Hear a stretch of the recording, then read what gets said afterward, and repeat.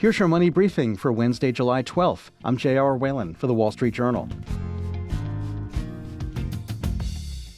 Many Americans spend their retirement years regretting not planning better.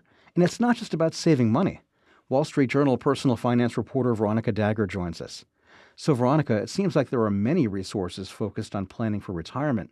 We talk about it often on this show. So why is it so hard for people to map out a plan? Well, partly because you've never done it before. Most people have never had this trial run or practice to retirement. And so when they turn in their ID and then the next Monday comes along, they don't know what to do with themselves. It's a tough transition, especially if you don't have that kind of preparation. And so you find out things cost more than you expected in retirement.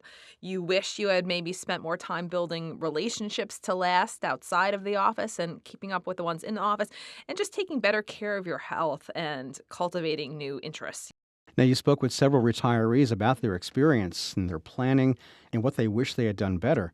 What was the common theme? Couple common themes. One big one is that investing for retirement isn't just about money. So often we hear, oh, have that financial plan, make sure it lasts till you're 100 or whatever the financial planners are saying these days about longevity. But there's other aspects to this that you can't quantify. So figuring out what will motivate you in retirement. So if you're a very driven person, you need to figure out how you're going to fill out your time, whether it's a new interest, whether it's studying. People forget that so much of their self-worth, their sense of achievement, accomplishment is all connected to their job very often. And so when your job ends, you might be sitting around saying, wait, who am I? What's the meaning of my life? What am I doing here? And so cultivating some of those interests, those hobbies, those passions while you're still working can help set you up for retirement that is happier and more fulfilling. Yeah, you don't hear people talk about very often the fact that your persona stays with you. That doesn't go away when you retire. It doesn't go away, but how people relate to you often goes away. For example, if you were an executive, maybe you're not CEO, but you were an executive and you don't have 100 reports checking in with you and giving you a sense of meaning or a sense of accomplishment every day. You're not making all these 1,000 decisions every day. You might find yourself floundering. But yes, you as a core person, that doesn't change. And it actually never had anything to do with your job. Now, you mentioned relationships a moment ago. Why are relationships important to retirement? It's interesting. The biggest predictor of longevity, health, and happiness in later life is the quality of your relationships. And that's a finding from the Harvard study of adult development, which has followed families for decades. I spoke to a gentleman who had retired about 18 months ago, and he was just so happy to be walking out the door saying, I'm never going back to working again. But he didn't factor something really important into his equation. Soon after he retired, his son and his family, who used to live 2 hours away, moved all the way to New Zealand. And as we know, that's a very expensive and far flight.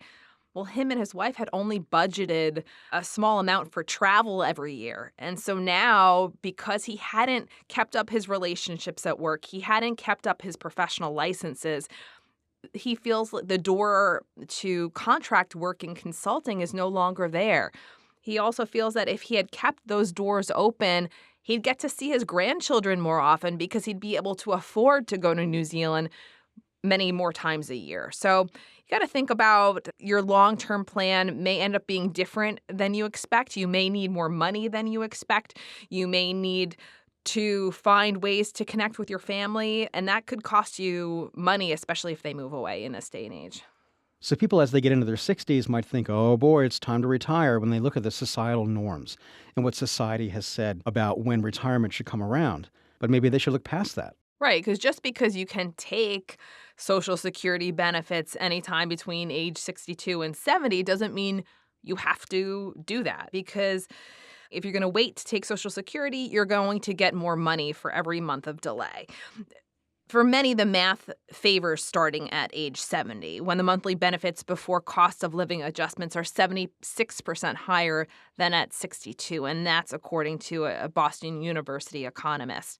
So what's the message here for people who still have years or maybe even decades to go before they hit retirement? So find out your passion, cultivate those interests, cultivate those relationships. Also realize that retirement could be a lot longer than you think. Yeah, we see photos of retirees and everyone looks really happy playing shuffleboard or playing golf or hanging out with the grandkids. Right. Not everyone has grandkids. Not everyone wants to hang out with the grandkids if they have them. Not everyone wants to golf or play shuffleboard. Maybe they want to go dancing. Maybe they want nothing to do with their family, or maybe they want to completely travel the world or live in an RV. So there's no cookie cutter picture of what retirement looks like. And I think that's one of the reasons retirement is so hard to prepare for, is that we often lack models of this post-work life to emulate. That's Wall Street Journal personal finance reporter Veronica Dagher. And that's your Money Briefing. I'm J.R. Whalen for the Wall Street Journal.